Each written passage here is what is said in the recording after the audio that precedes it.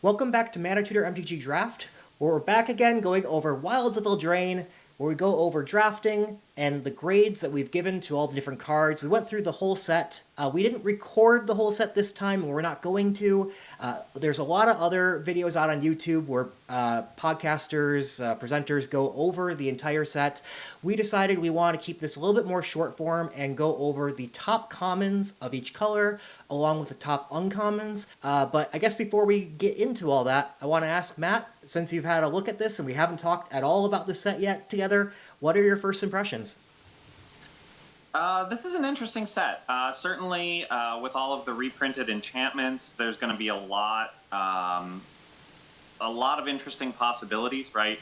It's a huge set. Right? I think it's a lot bigger than most other sets. So there's lot more card possibilities, a lot of combinations. I think there's some really good and interesting potential archetypes in it.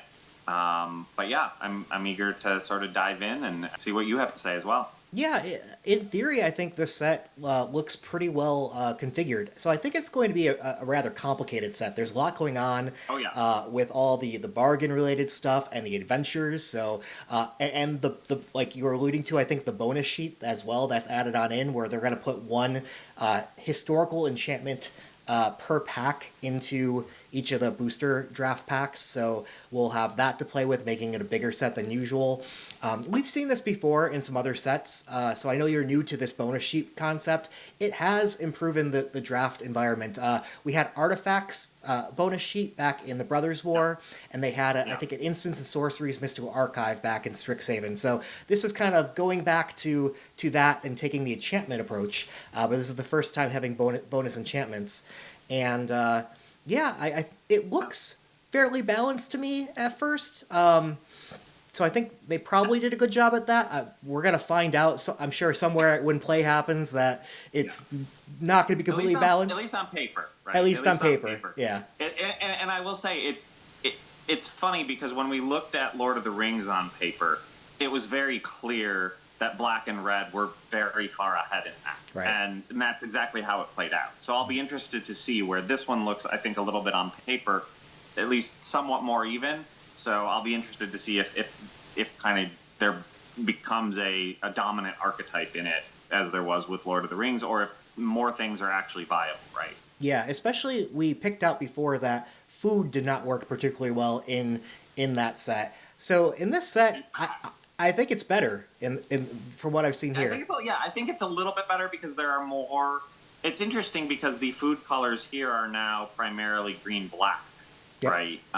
And they were primarily green-white in Lord of the Rings. Although there were a few blacks, right? There were a few things that created food tokens in bulk, but not many.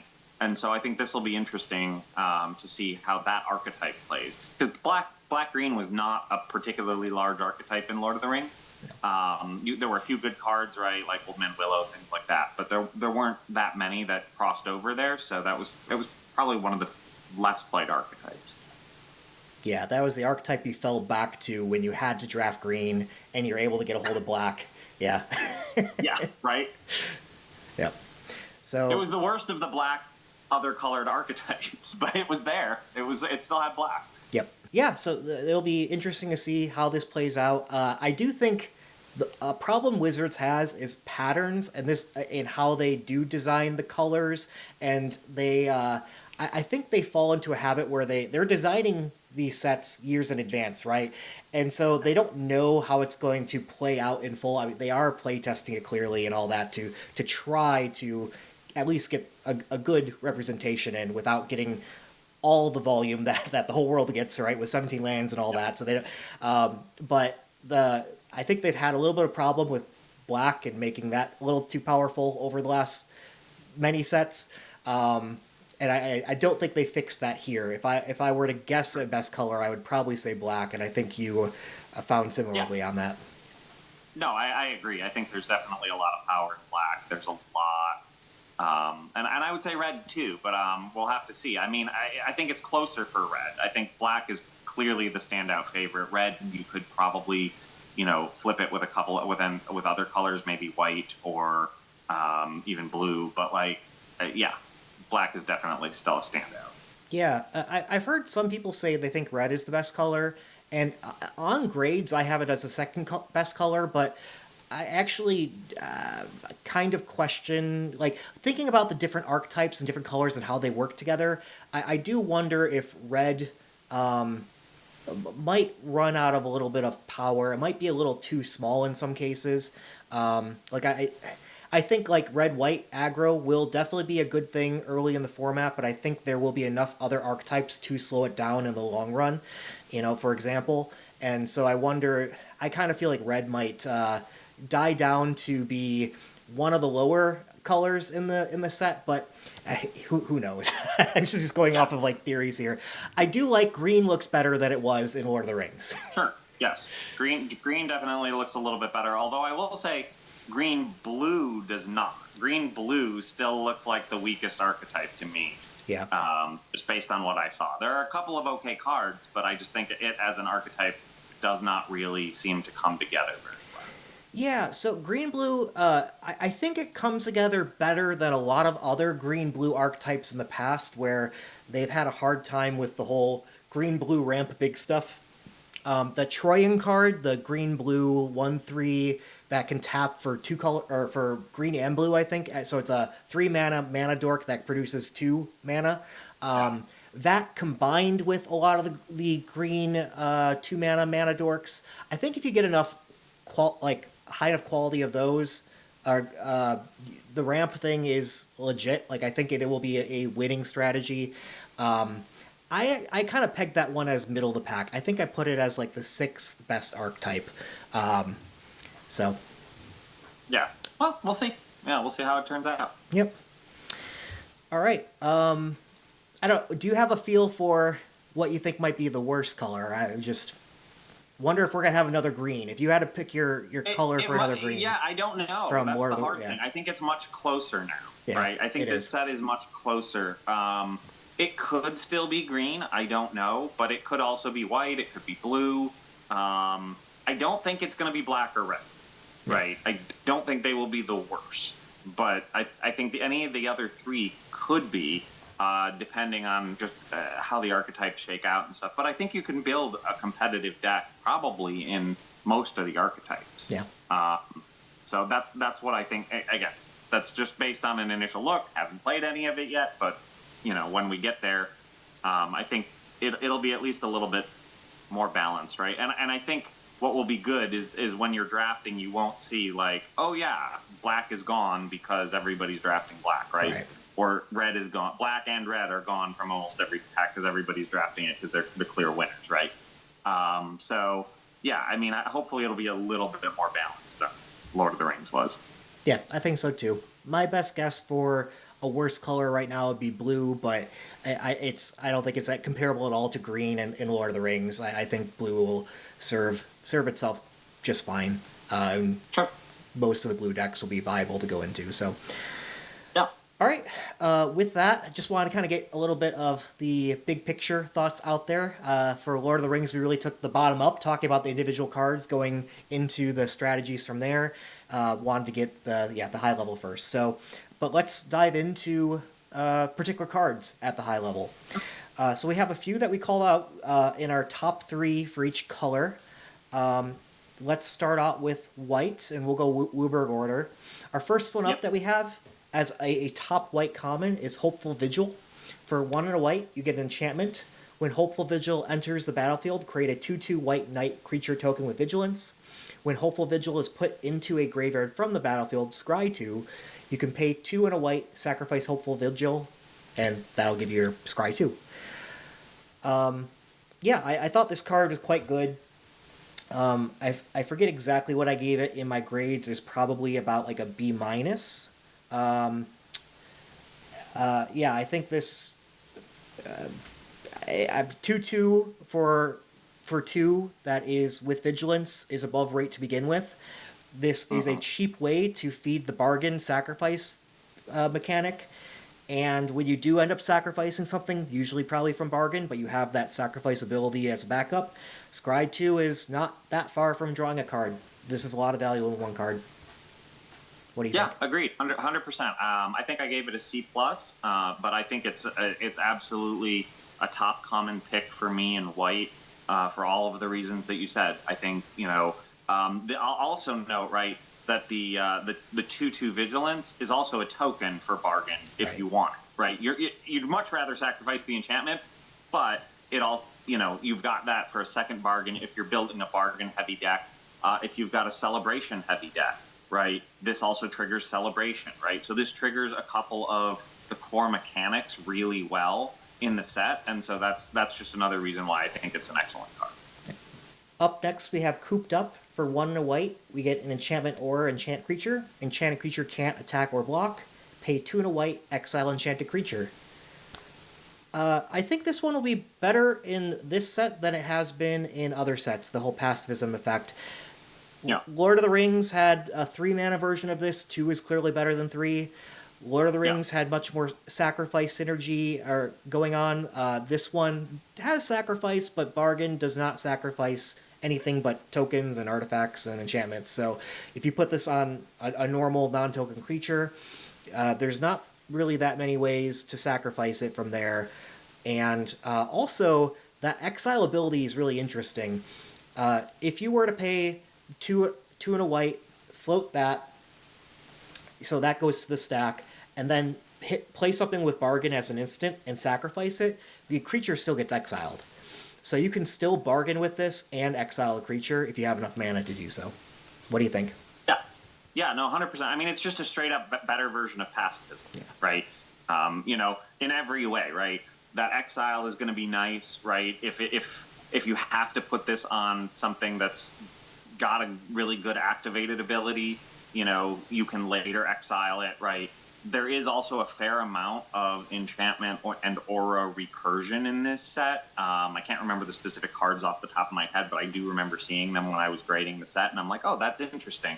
There's, so if you use the exile on this and this goes to your graveyard, there are ways to get it back that I think potentially makes it useful again in a way that it's not in other sets. That said, there's also a lot of enchantment destruction in this set, obviously, and people are going to play it and they're going to mainboard it just given the number of enchantments in the set. So I think this card is still less than ideal from that perspective, but it's quite possibly one of the best removal white has, or one of the best removals that white has, and so it's definitely good, and I would definitely pick this pretty high in white. Yeah, I think this will be one of the best removal spells in the set, actually. Don't get me wrong, I think Candy Grapple is better, but I in common at least, I don't think there's anything I would take removal wise over this. Other than maybe a color preference, just for raw value of what you think you get for the card. I would take this next. So next up, we have Stockpiling Celebrant. It costs 2 colorless, 1 white. For that, you get a 3/2 Dwarf Knight. When it enters the battlefield, you may return another target non-land permanent you control to its owner's hand. If you do, scry 2.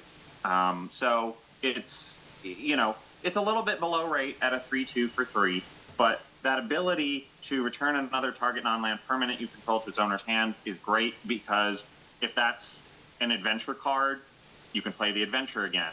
And then, or if it's an enchantment with an ETB like Hopeful Vigil, right? You can play Hopeful Vigil again and get another 2/2 Vigilance, right? So I think there's a lot of synergy with this card and ETB effects in the set. There's a fair number of them, and so I think it's going to do really well. Plus, then the Scry 2 is just a bonus on top of that. What do you think? You said it all. I think it's a lot of value for 3 mana. 3 mana as a 3/2 is nothing impressive, but it's nothing to scoff at either. I am looking for something more, but with the more being possibly replaying your Hopeful Vigil, and also scrying 2, again, which is not far behind drawing a card. There's a lot for 3 mana here. So yeah, this will. I think I had this as a C+. I think it's a good card. Yeah, it's very good. So next up is Kellen's Lightblade. I had this as a really high pick. I think Jeremy might have it a little bit lower, but I actually think this is the best white removal in the set. Just because it costs the same as the Pacifism, but it does 3 damage, and if you So let me introduce the card, I guess. Kellen's Lightblade, one colorless, one white, instant. It has Bargain. Kellen's Lightblade deals 3 damage to attacking or blocking creature. If the spell was Bargain, destroy that creature instead. So I think this is an excellent card. Obviously it's got the caveat that it has to be an attacking or blocking creature, but odds are most of the threats on the board are going to be something that your opponent is going to want to attack with or block with. There are some creatures that have really good activated abilities that may not be something they will actually use in combat, but I think it's an excellent spell. 3 damage for 2 mana is pretty standard, but the fact that you can destroy that creature but with the Bargain ability is really good, especially if you're using Hopeful Vigil or something like that, and you get something out of the Bargain. I think it's a really, really premium common. What do you think? Yeah, I actually had this as my, I forget, I think for a while I think I had this as my second best common, and then I bumped up the pacifism, realizing that there wasn't enough sacrifice to hurt the pacifism, right? So I swapped this to like number 3, and then I was thinking about all the different synergies with like Hopeful Vigil that the last card we talked about had. I'm already forgetting the stockpiling Celebrant. And this just got bumped out for me, so this would be my 4th highest. I think you had this as a C+. I had this as a C. I don't think we differ very much in our opinions of this. I think this is a really good card, especially because it can destroy anything. There's not a whole lot in the set that can kill anything. Yes. And people will be playing their 6/6s with nearly nothing can hit other than white commons, and black, really, it's only uncommons, and blue can curse them a lot down to 1/1s, which matters. Or there's a lot of blue-white stun counter nonsense you can do on big creatures, but in terms of permanently removing something, this card is one of the best in the set. Yep. So last up in white, we have Break the Spell, which costs 1 white for an instant. Destroy target enchantment. If a permanent you controlled or a token was destroyed this way, draw a card. So I had this as one of my top picks in white commons for the simple fact that the set revolves around enchantments, and you're always going to have a use for this card, whether it's destroying a roll token that your opponents have put on their creatures, or a cursed roll token they've put on your creatures. You can use it to destroy something like your Hopeful Vigil if you really want to for 1 mana as opposed to 3, and then get the scry and draw a card, and because you order your own triggers that way, I believe you can scry first and then draw the card that you want. I think you might have to check me on that, Jeremy, but I believe you get to order your own triggers that way. No, you will draw the card first, then scry, because this resolves first, and then that triggers the death of the of your enchantment. Sure. So you Yes. scry after. You're right. My bad. Yeah. Okay. But still, I still think it's a very good card. Mainboarding enchantment destruction. I wouldn't play 4 of these, right? Or 5. Like, I'd play 1 or 2 of these, but I think I would definitely pick this pretty high just because you're always going to have a use for it. What do you think? Yeah, so I think Lords of the Limit is now giving a diminishing returns grade, which is like great for the first copy, and then every copy thereafter you don't really want, type of thing. So I think that fits probably with we don't have that in our grading system right now, but I think this is kind of what you're thinking with it. And I agree. I think we were pretty significant differences of our grades, but I think you are reflecting more of what this card actually represents than I am in my grade. So my grading scale, or I gave this a D+, you gave this a C+. Let me kind of talk about how why I think D+ is wrong and how I got there. I think it says a lot about this card.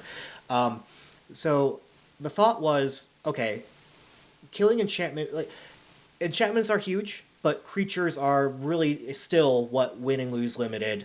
So usually enchantment removal is more of like a sideboard thing. In this set, it clearly can be main deckable because there's so many enchantments. So that got me to think, okay, this is like your better filler, which you'll fit, some in your deck. 1 would probably be perfect type of thing. Sure. And that's kind of how I got to a D+. But there are enough synergies around trying to, yes, kill enchantments, but also, like, my worry was, what if if they get stuck in your hand and your opponent doesn't have an enchantment that's really worth killing? Like, I don't think killing a roll token, for example, is really what you want to be doing with this. But there are, like, synergies around sagas, for instance. Most of the sagas that you play, you want to die before chapter 3.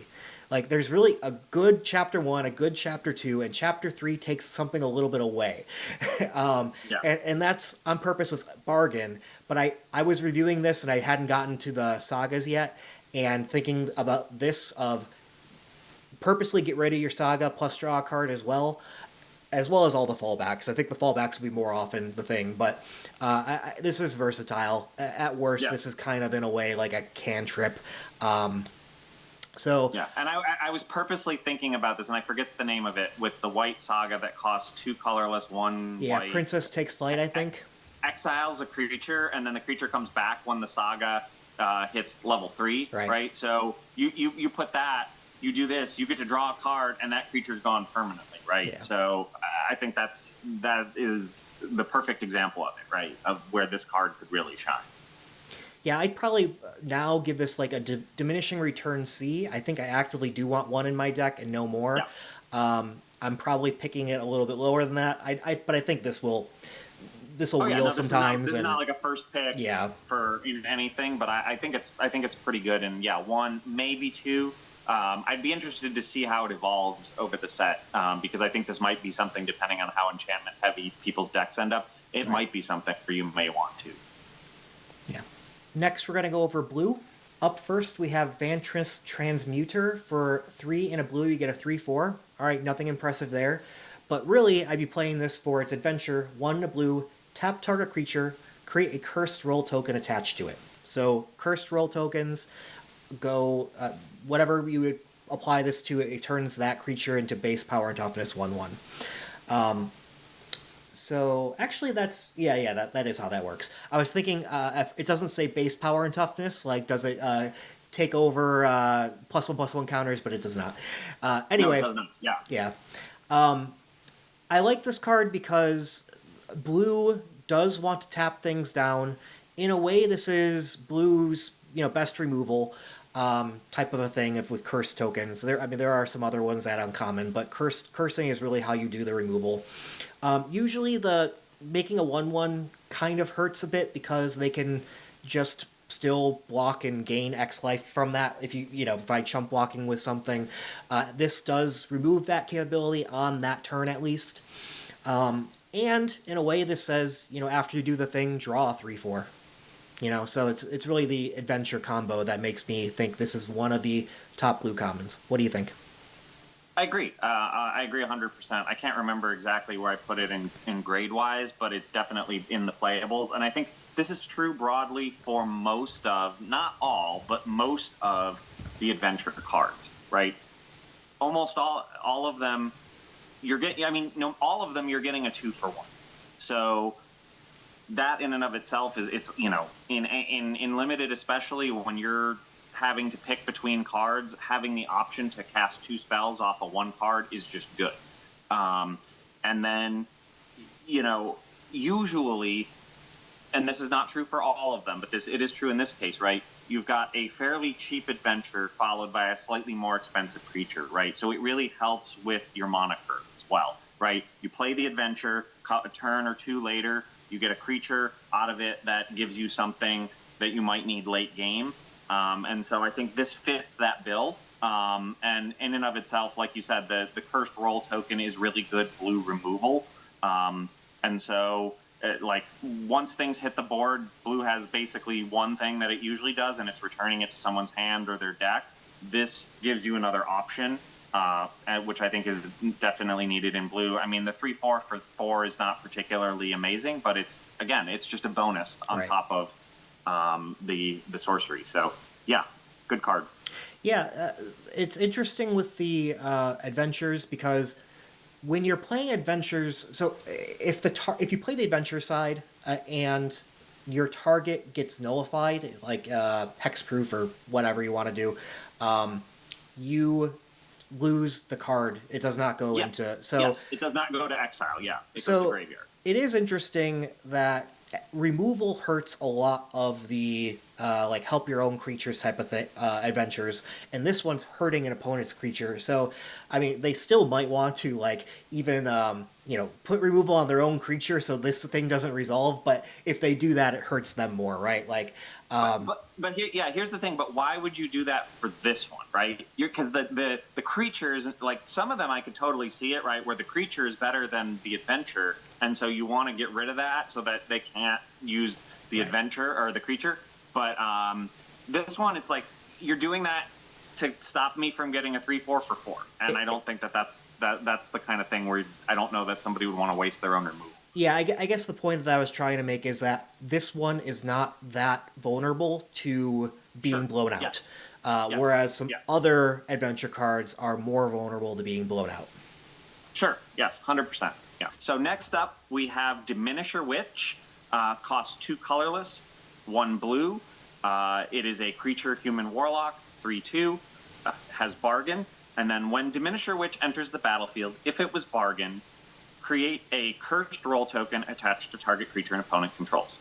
So very similar to the last card, right? With the cursed roll token, when it enters the battlefield, the bargain is nice. I mean, you really do want to play this for the bargain. Yeah. I would not try. I mean, unless you have no choice, you can play it without the bargain. But this is one of those ones where I would really say you want to use the bargain.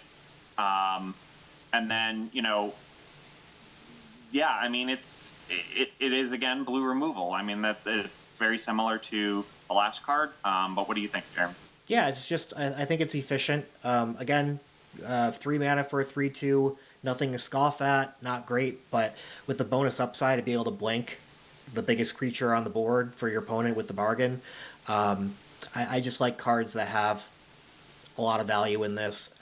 If I don't have a better turn 3 play, yes, I'll play this, but otherwise, yeah, you're right. I'm trying to hold this so that I can play it later and get the bargain. And maybe I can even bargain it on turn 3 and just make something on my opponent's side into 1/1. Up next, we have Living Lectern. For 1 and a blue, you get a 0/4 artifact creature construct. You pay 1, sacrifice it, draw a card, create a sorcerer roll token attached to up to 1 other target creature you control, activate only as a sorcery. So I like this card because blue mostly blue is split in kind of two. Blue has the blue-white version is the best equivalent of the aggro-related side. We were playing white and then just playing this tap-down type of a tempo approach. And some of the cards we looked at go into supporting that already. This one I put in there as like the defensive version. You'll want this in your more controlling decks.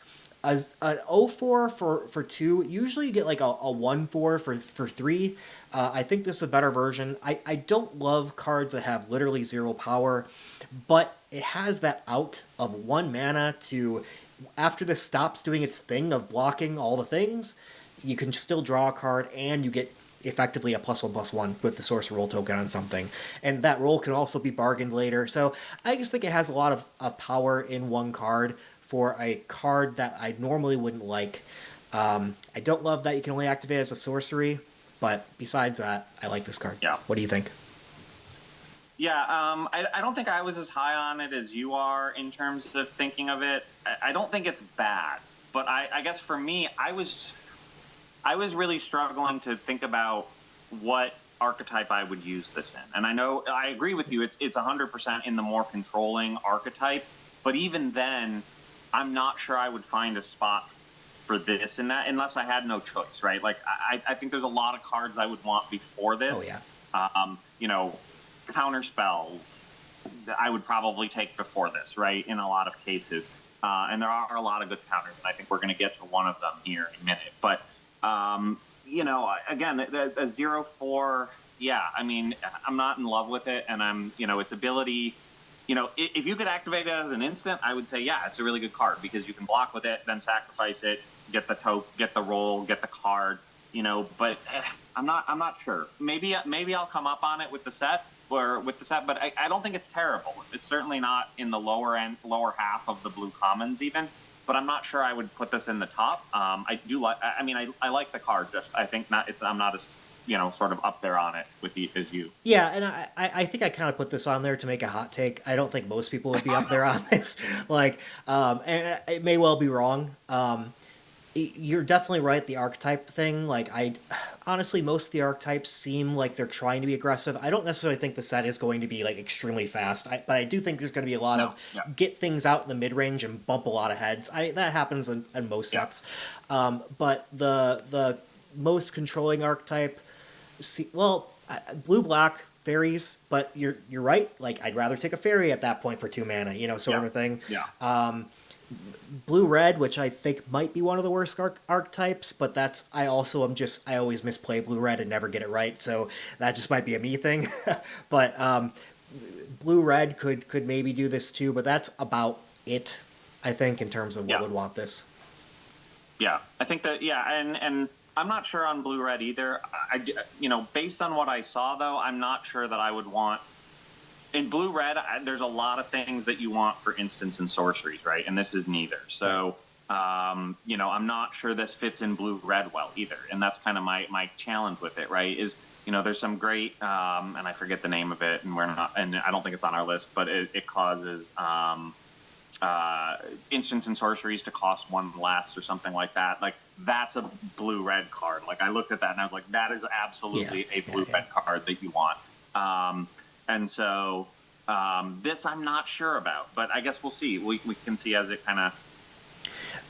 progresses. Right. Blue-red doesn't have enough instants and sorcery support to be like a classic blue-red, like with a finisher like Gandalf Sanction in this set, right? There's no Gandalf Sanction equivalent that I saw in here.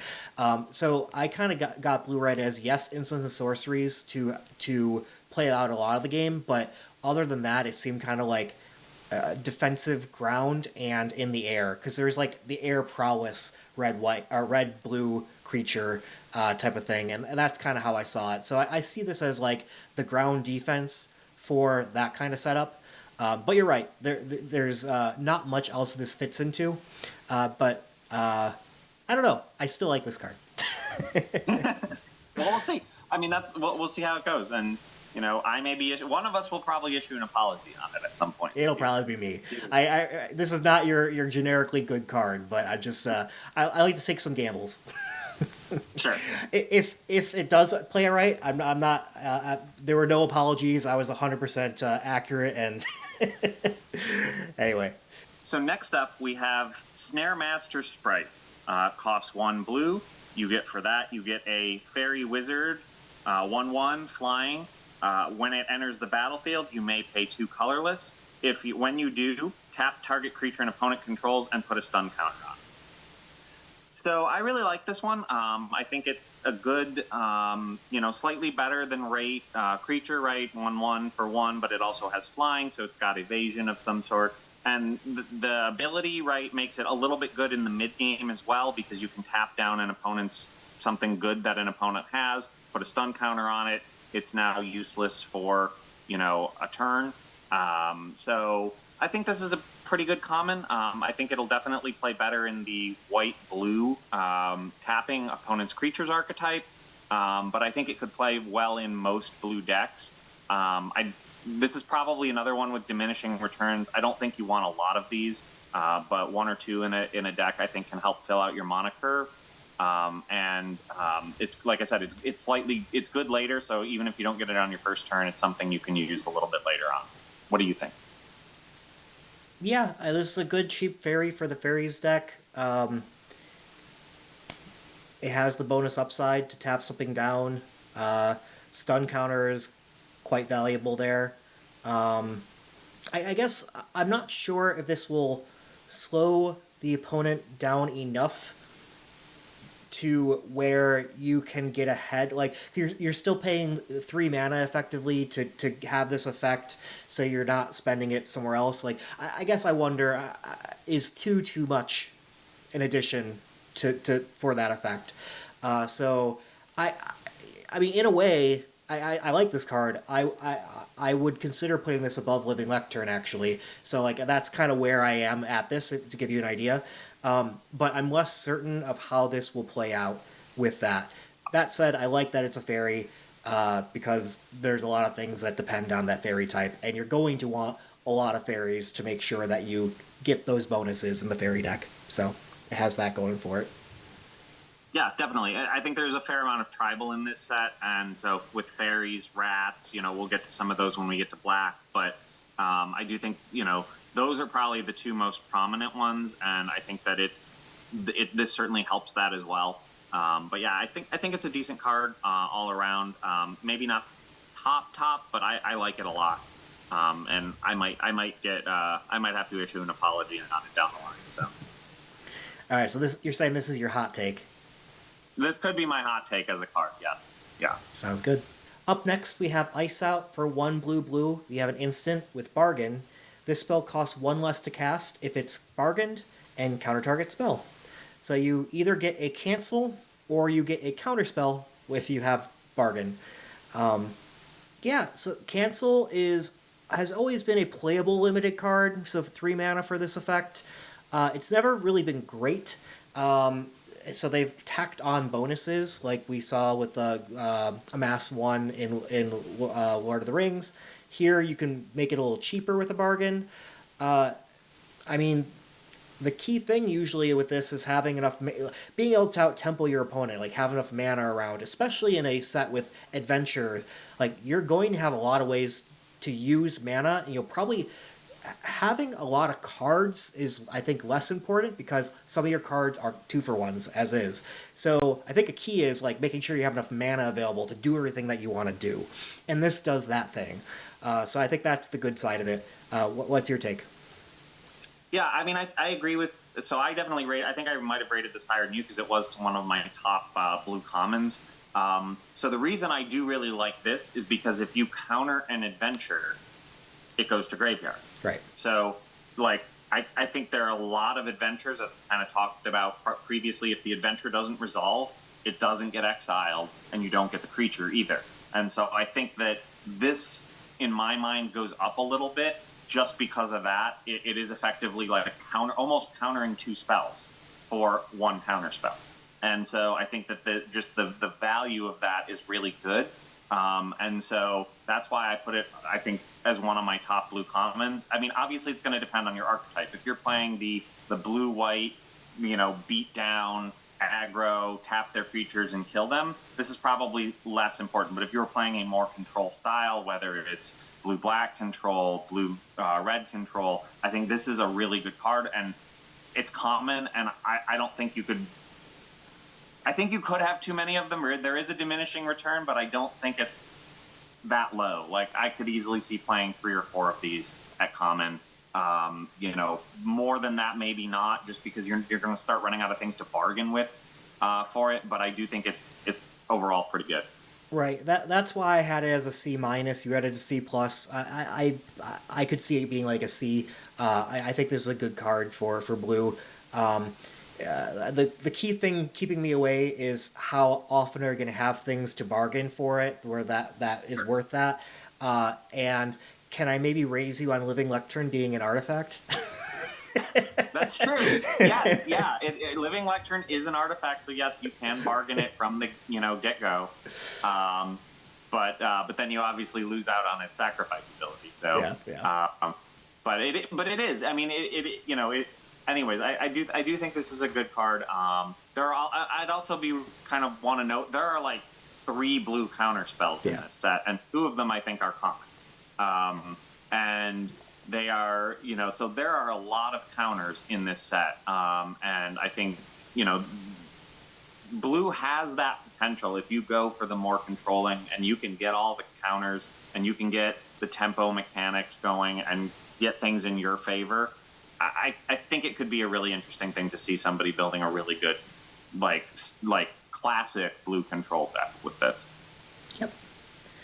Agreed. It'll be interesting to see. Like, I think most of your classic controls that the archetype will play out is blue-black, right? So fairies. Fairies they're cheap, they're annoying. They don't do a lot by themselves, but if you get enough like control a card draw going where you're just taking over the game, eventually you might just have just your fairies left picking away at the opponent and not be able to cast anything with all the counter spells that are out here. So for your opponent. So yeah, it'll be interesting to see played out. So moving on to black, which, as we kind of discussed in the opening, I think we both think is the best color. Although I think we're a little bit, predetermined to say that in a lot of cases, right? We are a little bit biased. But next up, among the black commons, first up we have Candy Grapple, which costs 1 colorless, 1 black for an instant. It has Bargain. Target creature gets -3/-3 until end of turn. If it was bargained, it gets -5/-5 until end of turn. And this is just straight up excellent black removal. It gets around indestructible. Not that I think there's a lot of that in this set. I think there's a couple of white cards that can make something indestructible, but the -5/-5, if you bargain it, is going to hit almost everything. It's going to kill almost any creature. There are very few, I think, 6 or higher toughness creatures in the set, maybe less than 10% of the set, certainly. So I think it does what it needs to do, and it's cheap. So it's pretty up there for me. What do you think? Yeah, I think we mentioned this might be the best common in the set. I love efficient removal. This has the combination of, most often you'll just be playing this right away as a 3/3 to kill something. For something bigger, you'll be bargaining it to -5/-5. Sometimes you can just attack out and then, shrink something to kill even something bigger. So yes. It has all those modes as an instant. Great card. Up next, we have Hopeless Nightmare. For 1 black, you get an enchantment. When Hopeless Nightmare enters the battlefield, each opponent discards a card and loses 2 life. When Hopeless Nightmare is put into a graveyard from the battlefield, scry 2, you can pay 2 and a black to sacrifice it. So this is a 1-for-1 right there with the paying a black comes down, your opponent has to discard a card. You got that going for it. Your opponent loses 2 life, which is meaningful. And when this dies, use it as bargain fodder. That's the best way to use this. You have the backup where you can sacrifice it, but you'll get a scry 2, which is almost like draw a card. So this is just very efficient, very valuable for what's on the card for 1 mana. What's your take on this, Matt? I mean, I actually think when we talked about Candy Grapple potentially being the best common in the set, I actually think this is the best common in the set. And the reason I think this is the best common in the set is because in my mind, it's a 3-for-1. Your opponent loses 2 life. So in that way, it's kind of like a shock. Obviously, you can't get a creature with it, but it 1 mana for 2 damage or 2 life is kind of the standard, right? So it hits that. And then it also hits, it's also a duress, basically, which is 1 mana, opponent discards a card. So, it does that. And then on top of that, it also has the ability to be sacrificed to bargain. And for 1 mana, that's what you want in your things for bargain, right? You want this to be your 1 drop, and then, your 2nd drop, you can, if you need to, right, you could Candy Grapple turn 2 and sacrifice this, right? So I think it plays really well into the bargain mechanic because there's not a ton of 1-drops, and this just, I would put as many of these in my deck as I could fit, right? This is one of those things where I don't think there's diminishing returns, and I would gladly play 10 of these if I could draft 10 of these, right? Maybe not 10, but you know what I mean, right? Yeah. This is just an excellent card all around. Yeah, agreed. This will be an interesting one. I almost want to put a draft booster pack as a gamble or something on this. Loser buys after a certain week, whatever one's higher in the win rate, the loser buys a draft pack for the other person to open. Let's say after week 1, week 2. Because I think this is one that will actually move its way up, right? I do. Because I think this card, I can't imagine a situation where this card is bad. Even if you're drawing at late game, you're hitting your opponent for 2 life, and if they've only got 1 card in hand, it's absolutely killer, right? Yeah. So unless it's a land. But like, I mean, late game, it could just be something they're holding. I think there are so many archetypes I could see this totally screwing over if you can get like 3 or 4 of these, because you're going to hit them when they're saving a spell that they want to use, or like a combat trick or a big creature on turn 4 or something like that. So this card is just all around great. I completely agree. All right, so 3 weeks after release date to the day, end of that day, it'll be a Tuesday. So what's the actual bet though? Is it that this will Candy Grapple or this? Yeah, Candy Grapple will have a higher win rate on 17 lands, end of day, 3 weeks after release, than Hopeless Nightmare. If it's the opposite, if Hopeless Nightmare is higher, I buy you a pack. Okay, sounds good. All right. It'll be opened on the channel. On the record. It's on the record now. So. Yeah, loser has to open that on the channel, okay? Or winner has to open it. Well, yeah, winner has to open it, because the winner gets it. Yeah. So next up in black, we have Voracious Vermin. For 2 colorless, 1 black, you get a rat, a 2/1, and when Voracious Vermin enters the battlefield, create a 1/1 black rat creature token with this creature can't block. Whenever another creature you control dies, put a +1/+1 counter on Voracious Vermin. So I think this is definitely. So this is a really good card. It's definitely a synergy card, right? You really want to play this in the black, red rat aggro archetype, right? Because you want to be attacking with those rats. You want them to die, and then this rat will get bigger every time that happens. And so I think that is the key part of this card. If you don't have a lot of rat generators or things like that, then this is probably not as good. But I think it's one of those ones that if you are able to get to, like, it's going to be like the ring tents in, Lord of the Rings set. You want to have like 8 or 9 other sources of rats for this card to be really good. The fact that it's common, though, means you could get like 3 of these or something, and then there's 3 of your sources of rats. But yeah, this is one of those ones where you just want to go flat out aggro. Even if your creatures die, this one's going to get bigger over time, and that's going to be the useful part of it. What do you think? Yeah, so I agree with everything you said, except I would challenge that I think this is good enough to be good even in a non-rat deck. It's clearly better in a rat deck, but you get 2 for 1, where your 1/1 is a token that's bargainable. And so I could see this, for instance, in white-black bargain. And whenever anything that you have dies, like, this can get pretty big if they don't take care of this. It's any creature. It's not your rats that die, right? Yes. So, no, I know. So yeah, I think this will be fought over, not just with black-red rats, but other black decks will take this as their, as a reasonable common for them. Sure. Oh yeah, 100%. I do think this will be up there in the black commons, right, as well. But I think it obviously does best in the rats deck. Yeah. So next up we have Not Dead After All, which costs 1 black for an instant. Until end of turn, target creature you control gains. When this creature dies, return it to the battlefield tapped under its owner's control, and then create a Wicked Roll token attached to it. And the Wicked Roll, for those who don't know, is an aura that gives it +1/+1.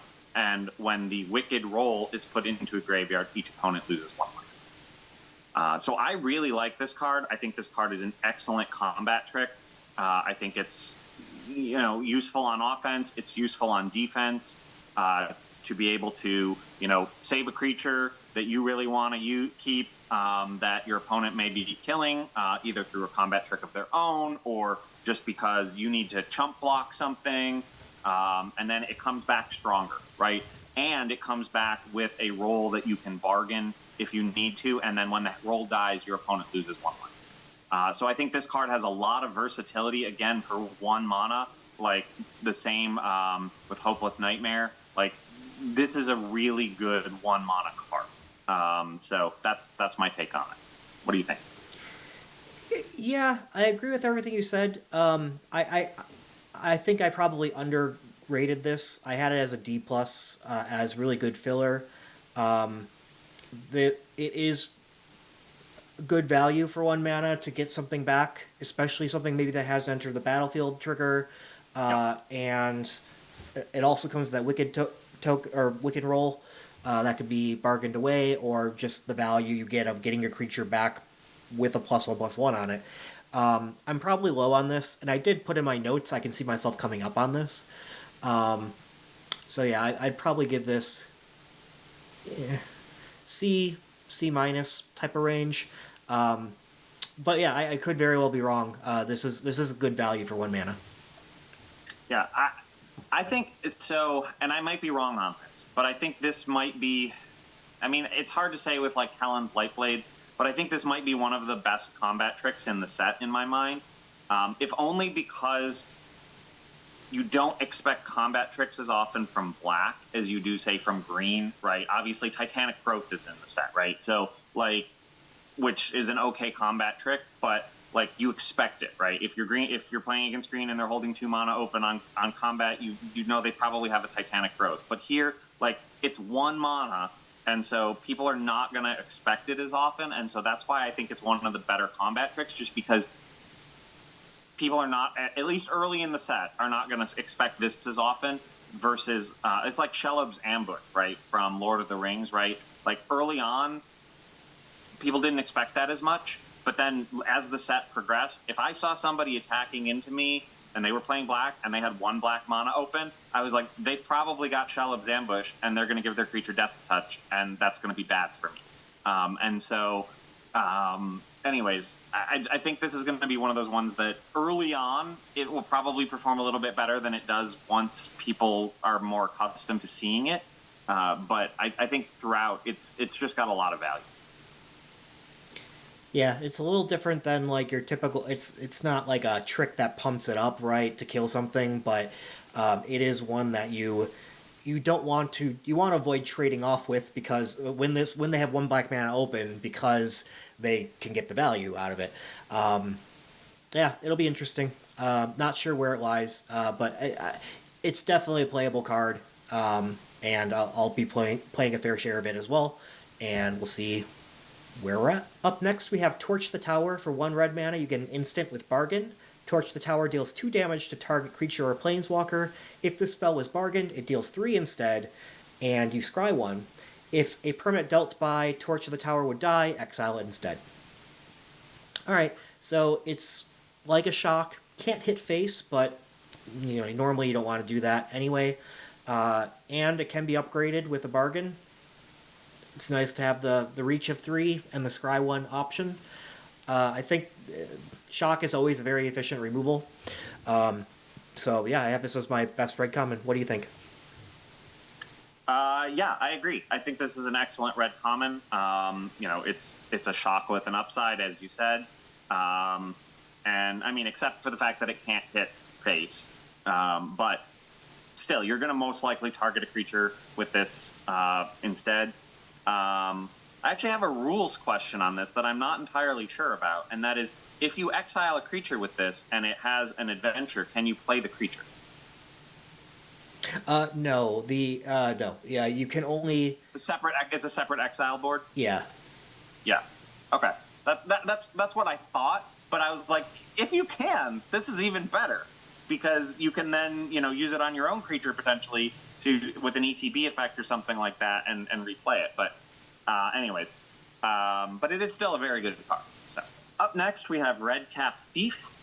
It costs 2 colorless and 1 red for a 2/3 Goblin Rogue. When it enters the battlefield, create a treasure token. And I think this is just good value. The token is obviously great for bargain. The token is great just for an extra mana if you need it. It can help you potentially if you're, a little bit mana screwed, or if you're just not hitting your land drops. It can help you out as long as you've got 3, I guess. But overall, I think it's great. The ETB effect is great if you have a way to recur it in some way, because you'll just get even more value out of it. But even just playing it once, it's good.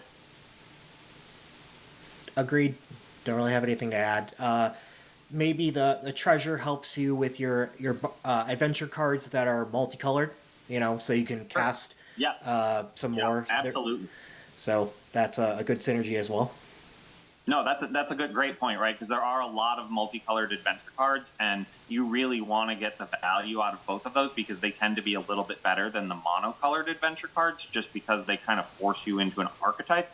But this, especially in red, that ability to kind of splash another, not really splash another color, but kind of splash another color with those adventure cards, because there's some really good red-white adventure cards. There's some one or two red-blue ones. I don't remember if they're good, but they exist. Yeah. So, anyways, yeah, 100%. So next up, we have Rat Catcher Trainee. It is one colorless and one red for a 2/1 human peasant. It has an instant adventure, which is Pest Problem, and it costs 2 colorless and 1 red. And for that instant adventure, you get 2 1/1 black rat creature tokens with this creature can't block. And then the rat catcher itself is a 2/1, and as long as it's your turn, Rat Catcher Trainee has first strike, right? So this card is a 3-for-1 value, right? It's great. This is one that I'm not as sure about, because the adventure costs more than the creature, which is not really the way I'd like to monocurve this, but it still offers a lot of flexibility, particularly if you draw it a little bit later in the game. You can, play the instant adventure, get your 2 1/1 rats, and then next turn, or even same turn, play the Rat Catcher Trainee, and get a 2/1 that occasionally has first strike. So I think this plays really well in the black-red rat aggro. And I think this will be a top pick in that situation. But I could also see it as a top pick in other situations, right? I could see this in a white-red deck. I could see it in a couple of others, just because even if you don't have a lot of rats, this still gets you a lot of things out on the board. What do you think? Yeah, so this one, I agree, but I do have a little bit of an opposite of the other card that we talked about, where I think this one is really more pigeonholed into rats than the other one. I think there may be a few other decks that could use it, but I think this might be one of those situations where we have a lower pick card because you don't want to pigeon yourself into rats too early in a draft, but when you do, this card's quite good for you and probably has a high win rate. So this might be that difference of sometimes we don't know how to grade cards. Is it win rate or is it how soon you should pick it? And this might be one of those cards that diverge more than the usual card. You pick this later than how it will perform. So yeah, other than that, I agree with everything you said. So next up in red, we have Harried Spearguard, which is 1 red for a 1/1 haste human soldier. When it dies, create a 1/1 black rat creature token with this creature can't block. So I think this is a great 1-drop. I think, again, as we've been talking about, this plays into the black-red rat aggro. I would love to have this just because you're going to be hitting your opponent turn 1 for 1. And then, later in the game, it's a chump blocker that gets you a rat or, potentially takes out one of their 1/1s. But yeah, I think it's overall, it's got good value for the card. But what do you think? Yeah, I'm a little bit lower on this one. I have this as a C-, whereas you had it as C+. It's not bad value. I just have a tough time with my 1-mana 1/1s. I would like this a lot more if the front side was an artifact as well, or a token of some sort, because I can bargain twice.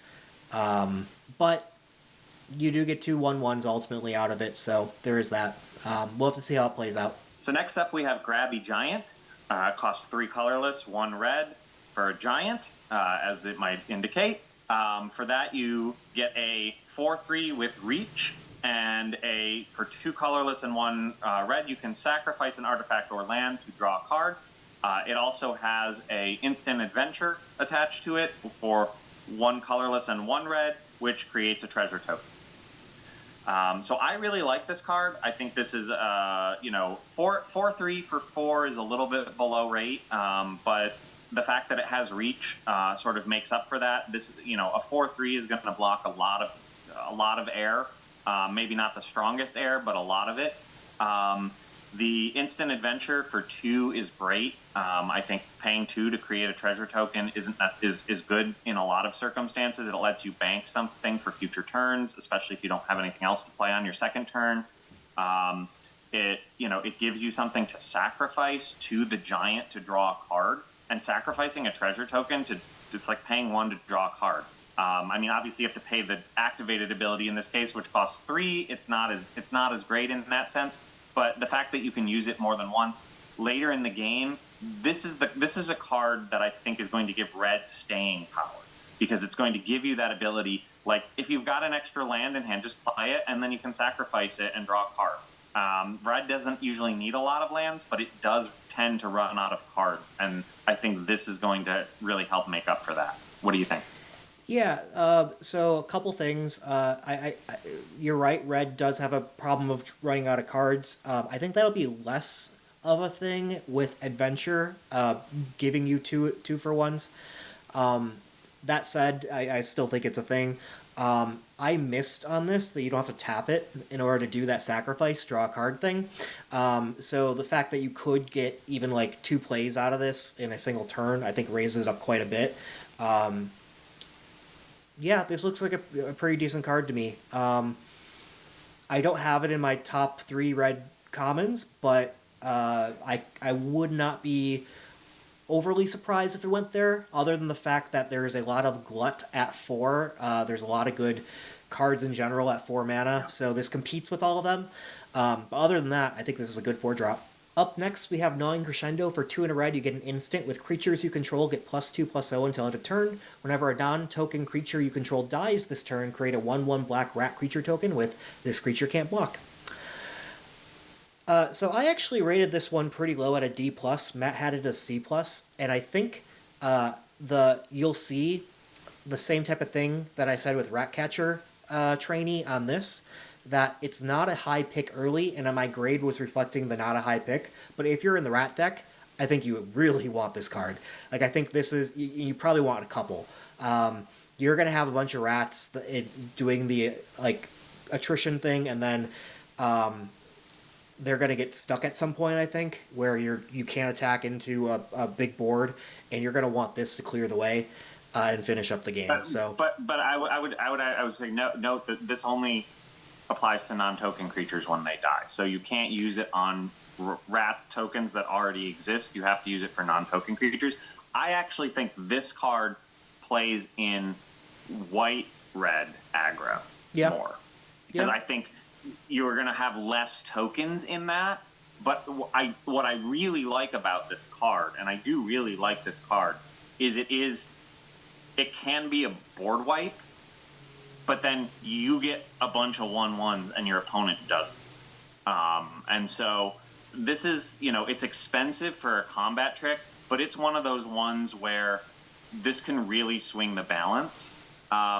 You're not going to use this probably too often on offense, because your opponent will probably see it coming, right? If you've got 3 mana untapped and you're attacking with tiny creatures into their big creatures, they're going to know you have something. And they will probably just not block. But this is the kind of thing where, on defense, this could really swing a game if you use it at the right time. If your opponent attacks into you and you can basically wipe their board, your creatures still die, but you get a bunch of 1/1 rats to replace them. So I think this has some really good possibilities. But I think it's situational, but I do think it's a really good card. Yeah, I see where you're going with it. That it's definitely not how I read it, but it's a viable way. I do see this as more of like, I actually am valuing the 1/1 creation less than the +2/+0 piece and go wide. That's kind of how I'm seeing this as like an overrun absolutely. type of thing. You could still use it in a rat deck, right, where you've got like 10 rats on the board and they all get +2/+0 and they just can't block enough of them and you can kill. But yes, your point on the red white is a good one. Like while I still personally would use this on my turn as aggression, the value of that in white red is quite high, because if I could do that and then still end up with a bunch of rats afterwards, that's ideal. Sure, yeah. Yeah, I just think it has slightly less value in a rat deck where you're doing it on a bunch of tokens because you just don't get the replacement. But you're still going to have a few creatures where you can do it. And yeah, if you've got 10 rats, like I said, this is a no-brainer. Yeah, that's kind of what I think. I think the rats deck is going to have quite a number of copies of rats, right, going. So sure, I think you'll be able to get quite wide. Moving on to green, we have Hamlet Glutton for 5 green green. You get a 6/6 giant creature with bargain. It costs 2 less to cast if it's bargained. It has trample, and when it enters the battlefield, you gain 3 life. I love these big, beefy creatures with trample that also gain you life because, you know, at that point in the game, you might really need that 3 life, and that will hold you over till your next turn when you get to attack in with a big trampler. Also, or it could play defense for a while till you build up your big board and then trample on through. So, not much can kill this in the set. Most things hit 5 or less. So unless it's purely just kill anything, you're not really killing this. Yeah, so with that, I have this as my top green common. What do you think? Yeah, I think it's definitely up there. I don't know if it is I'd have to go look at my grades to see if this is my top green common, but it's definitely one of them. I mean, it's excellent, right? I mean, by turn 5, you're probably going to have something you can bargain, and you may have something you definitely want to bargain. And in that case, this is a 6/6 trample for 5 that gains you 3 life, and that is just an excellent card all around. There's nothing else to say about it. That's just, it's overstated. It's got, you know, trample, and that 3 life is just the cherry on top. Yeah, I think this card is a lot of what makes green good in this set. I think you'll be seeing a lot of this guy. Sure. Yeah, and to be clear, this is why green wasn't as good in Lord of the Rings, right? It didn't have things like this. It had things like Enraged Huorn, but that was a 4/5, right? Like it had a ton of creatures with high toughness, but not high power, and not enough with trample. And I think that is what green does incredibly well, and this is a good return to form for it. Completely agree. Good point. So next up in green, we have Red Tooth Genealogist. It costs 2 colorless and 1 green for a 2/3 elf advisor. When it enters the battlefield, create a royal roll token attached to another creature you control. And a royal roll, for those who don't know, gives it +1/+1 and ward 1, right? So effectively, I mean, you can't put it on itself, but you're getting a 3/4 for 3 and giving something ward 1, which is great. I think this is an excellent card. You know, being able to protect a vulnerable creature that you don't want to get, you know, destroyed as easily. I mean, ward 1 is, you know, fairly easy to overcome, but it still requires your opponent to spend an additional mana. And in and of itself, you know, giving something +1/+1 helps. And, you know, yeah, it's a good card. I think it's a really good green common. I really like these 1, 2, and 3 mana permanents that come into the battlefield with something I can bargain away, right? Yeah. This sets up your Hamlet Glutton quite well down the line, you know, to be able to bargain it. Yeah, absolutely. Yeah. You play this turn 3, turn 5, Hamlet Glutton. I mean, and it helps aggro too. Like the 1/1 +1/+1 effectively has haste if you're attaching on something that's going to attack that turn. So, sure. Just think it's pretty decent value. Up next, we have Ferocious Werefox. For 3 and a green, you get a 4/3 Trampler. It has an adventure for 1 green instant. Create a monster roll token attached to target creature you control. I like the adventures that can act as both a trick and a permanent, and honestly, both sides are pretty decently efficient. Like, +1/+1 for 2 mana is nothing to brag about. But the fact that it's permanent, you know, normally you're getting like Giant Growth, 1 mana, +3/+3, but this one sticks around. Giving something Trample is a pretty good ability, especially in green with a bunch of briefy creatures.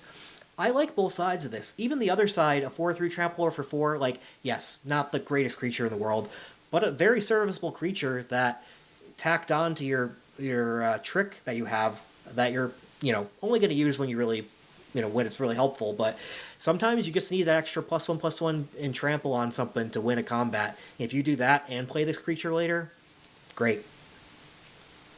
Yeah, I agree 100%. +1/+1 and trample at instant speed is great, just because it's one of those things where if you've got a big-ish creature out and your opponent wants to chump block it, all of a sudden, like, no, you did chump block it, but still a lot of this is going to go through.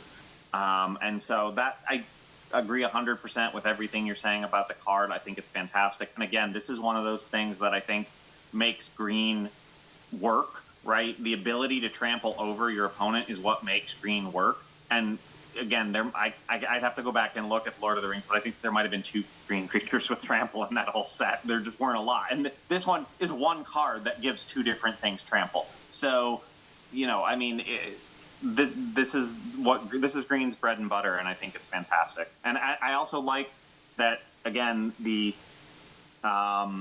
instant adventure is less than the creature itself, because that sets up a tempo. Now, you're probably not going to want to give like a 1/1 that you played on turn 1 trample and make it a 2/2, but you could, and then set this up for a turn 4 play, right? Yep. Like, so the fact that you can do that is there, right? And I think that also really helps. Agreed. Up next, we're going to move on to our top 2 uncommons of each color. We'll also go in Wooburg order for this. So first up, we have Woodland Acolyte. It costs 2 colorless and 1 white for a 2/2 human cleric, and when it enters the battlefield, draw a card. It also has a instant adventure called Mend the Wilds, which costs 1 green. So this, I believe, is our first adventure card that... Oh, no, I don't think... We may have had one other one that was a multicolored one, but this is one of our first multicolored adventure cards. And that is an instant adventure that put target permanent card from your graveyard on top of your library.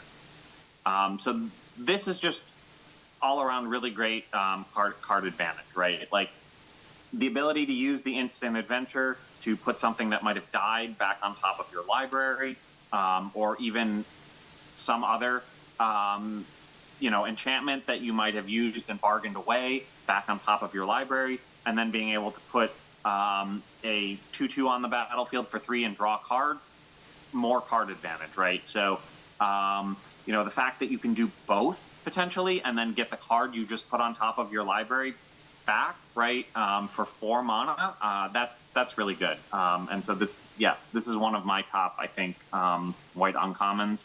But what do you have to say? Yeah, so first of all the multicolored adventure to, the adventure is different colored than the main card. Those are all uncommon, so we haven't gone over a multicolored one yet. We haven't, okay. But they are fairly high picks because they're powerful. Like, unlike the common ones, which is a little weak on the adventure and a little weak on the main side, these tend to be a decent value on both sides. Now, the drawback is trying to play both sides in both colors, but you don't necessarily have to, right? You could just play it. Like, I'd be fine with a 2/2 draw a card for 3. And this is what I think is really going to benefit you to splash some in this set. There is a lot of enablers to splash. I don't think you want to splash like a ton necessarily, but there are times you'll be able to get both sides, and this will be a push into trying to get both sides, using even something like a treasure token or whatever to try to get value on both. Both sides of this are nice, and it's a high pick because honestly you can play either side of this and be okay. I mean, I'd really want to be ideally white, but if you get the green, great. Sure, yeah, and I'll talking about some of those mana fixers, right? Evolving Wilds is in this, right? So, I mean, if you not that you have any need to go like 3 or more colors, but like if you were, right, you could play Evolving Wilds, sacrifice it, get a forest, play this, get your Evolving Wilds back, play it again, sacrifice it, get an island if you were doing 3 colors, right? So, there are options with it. That's obviously a niche case, but the fact that you can pull any permanent from your graveyard is great, because I think there will be a number of cases to do, and obviously enchantments, creatures. The flexibility of this is why I think it's very good. It goes in any deck. Yeah, there's even Prophetic Prism, 2 mana to draw a card, and then you can pay, what is it, 1 and tap it in order to get a mana of any color. Yeah, which that one's just good, even to get what you need off it, and eventually you can bargain it. And yeah, Yeah. And then play it again and draw another card, right? With this, right? yeah, you So, could. yeah. Yeah, so there's just a lot of support for the multicolors. I don't think you'll be wanting to build a true 3-color deck all that often, but I guess I'm just saying a lot of times you're going to want to be able to splash for these adventures. Yeah. But I do think there will be multicolor decks in the format too. But most of the time, I think the fixers are to try to reach more of these adventures. Sure, but there are definitely enough lands that can enable it, right? There are opposed color non-basics. There's evolving wilds. There's the prism, like Right. you said. So I think there if you did want to build a multiple colored deck, I think there's a lot of ways to do it in Right. this set. So Right. Up next, we have Shrouded Shepherd. For 1 white, you get a 2/2. When it enters the battlefield, target creature control gets +2/+2 until end of turn. Already above rate. Pay 1 black for the adventure side. You get a sorcery with creatures your opponents control get -1/-1 until end of turn. And a key thing here, I think, to call out is there's a lot of X1s in this set. Yes, rats, but yes. a lot of the main creatures are even just X1s. And a lot of the rares, I think they said something like 25% of the rares and creatures are X1s. Like, just, it's a high number. Do you know what percentage of the set has a 1 toughness? No, I do not, but it is high. It's got to be up there. It's got to be up there. And again, like you just said, this destroys the rats, right?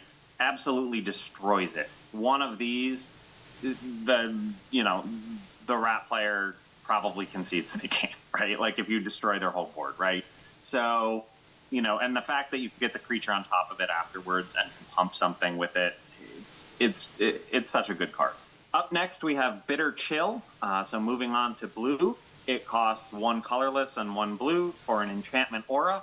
Enchant creature. When it enters the battlefield, tap enchanted creature. Enchanted creature does not untap during its controller's untap step. And when Bitter Chill is put into a graveyard from battlefield, you may pay 1. If you do, scry 1, then draw a card. So yeah, I think this is decent blue removal in a lot of ways. It is in, it plays into the blue-white tap mechanic really well because the creature just doesn't untap. There's a lot of blue or white cards that do things based on how many opponent or creatures an opponent has that are tapped, or whenever you tap an opponent's creature, do X. And so that just adds to it.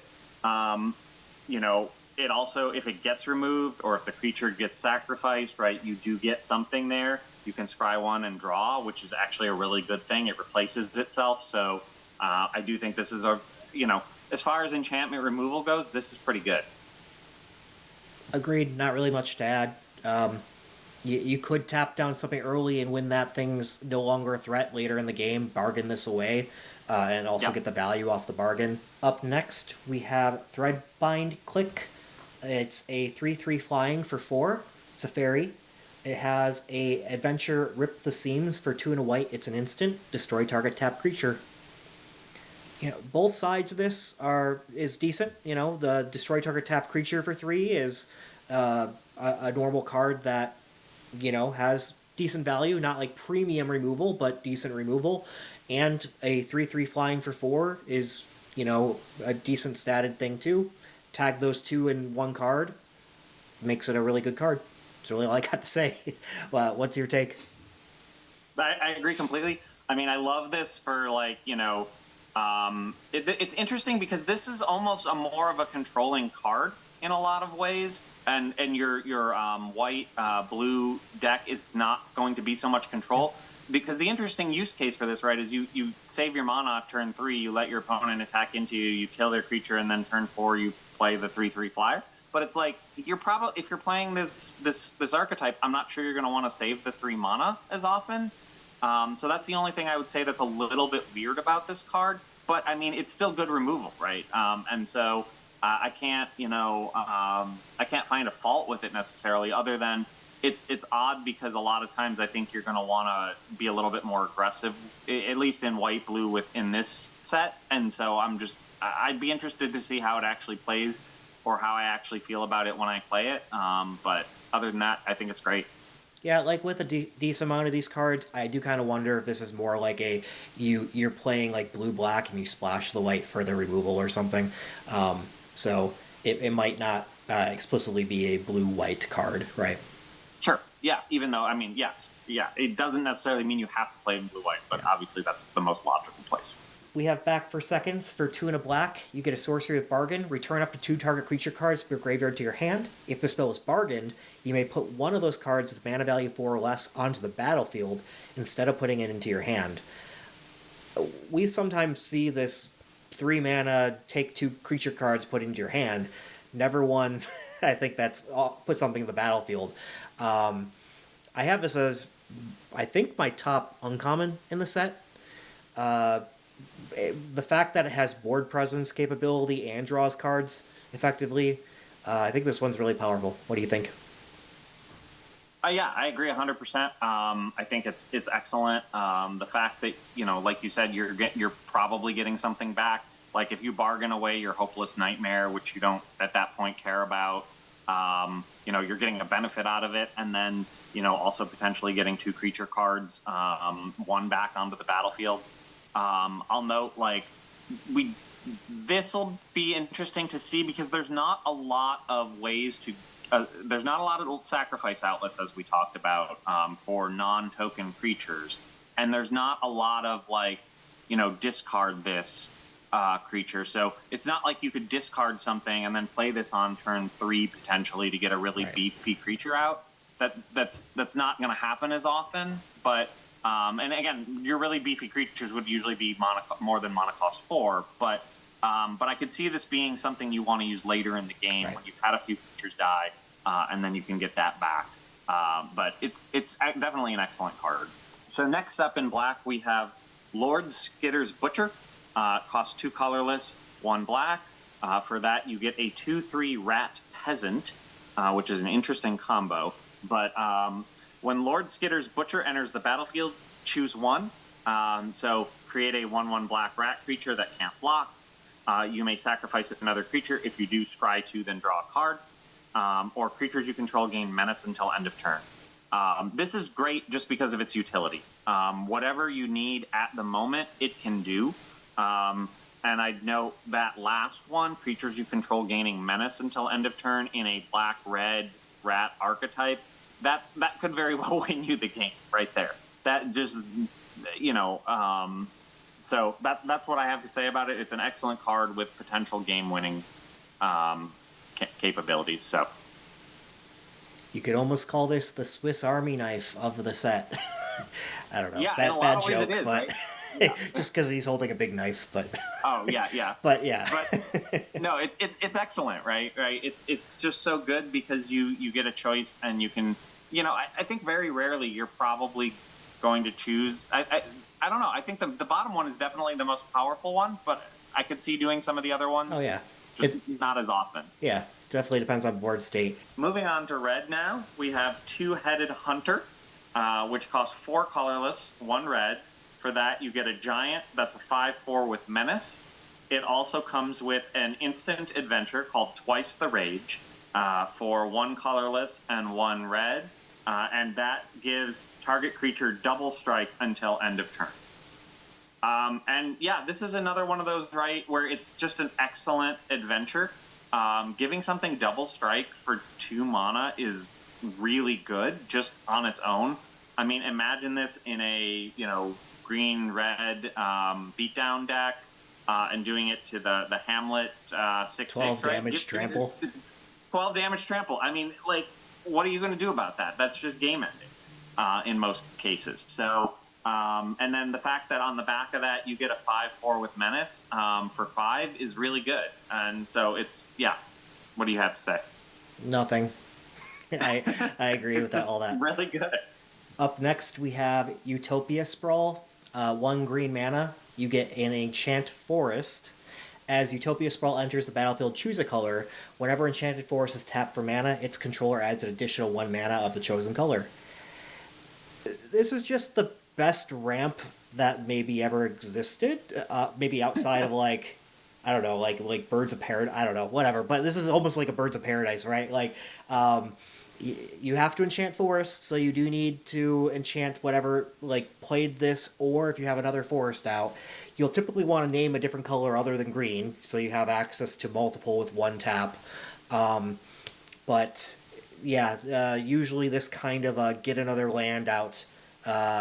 It costs like 3, and this one costs 1. So, what's your take? Yeah, I'll note this is the first one of the bonus lists that we're actually discussing as one of our top cards, and for a reason, right? Like, it's just excellent, right? 1 mana, enchanting a forest, and basically allowing it to tap for double and whatever color you want. And I mean, it's just excellent, right? Like, there's nothing else you can say about it. It's great later game to bargain if you need to bargain, because you don't probably want to put this high on your bargain list, but later in the game, the ability to do it when you don't need the mana as much is great. Or if you're just splashing a color and you've already played the thing that you splashed for, it served its purpose, and then you just get it as a bargain later on. But yeah, I mean, for 1 mana, I think it's excellent, and it's excellent ramp. Right, so next up in green, we have Tough Cookie. It costs 1 colorless and 1 green for an artifact creature food golem. It's a 2/2, and when it enters the battlefield, you create a food token. For 2 colorless and 1 green, you can make target non-creature artifact you control a 4/4 creature until end of turn, and then you can also pay 2 colorless and tap and sacrifice Tough Cookie. You gain 3 life. So yeah, I mean, it's a food token on a stick, and it gives you another food token. Both of these things can be bargained, and you can turn your food tokens into 4/4 artifact creatures. I mean, that's just a lot of various, possibilities in one card. And so I think it's excellent. I mean, it's a little expensive to make the artifact creature, yeah. But it's more of a late game ability, I think, than not. But still, the fact that you can activate it multiple times per turn potentially, and turn like 2 food tokens into 4/4 artifact creatures is just great. Yeah, yeah. I the thing I value the most is the 2/2 for 2 that comes in with a food token, and you can bargain things. But don't get me wrong, that ability, you can do it multiple times a turn, will reanimate some artifacts and win some games just off that. So just efficient card, gives you a lot of value for 2 mana. Yep. Yeah, and if you chump block with it, you can gain 3 life, potentially later in the game too. So it's got a lot of flexibility. So that covers our top commons and uncommons of the set of each color. Thank you again for joining us. Stay tuned. We expect to have an episode shot next Wednesday, right after our first impressions of the set. So don't forget to like and subscribe. Comment down below about what you'd like to see us have, and we will address any comments. So thanks again, and see you on Wednesday. Thank you. I don't want to necessarily say this for the podcast, but I want to say this to you, Matt. If you haven't heard it, because it's kind of funny. Do you know what character this is? This picture, like the card. I don't. No. It's Ratatouille. All right. Oh, is it? Well, yeah, it's the Rat Chef. Yeah, absolutely. Yeah. So people are calling this Ratatouille. Okay. It's just like. Anyway, I don't know. Sure. Yeah. Okay. I get it. Okay. That's all. I'll probably cut that part out, but. All right.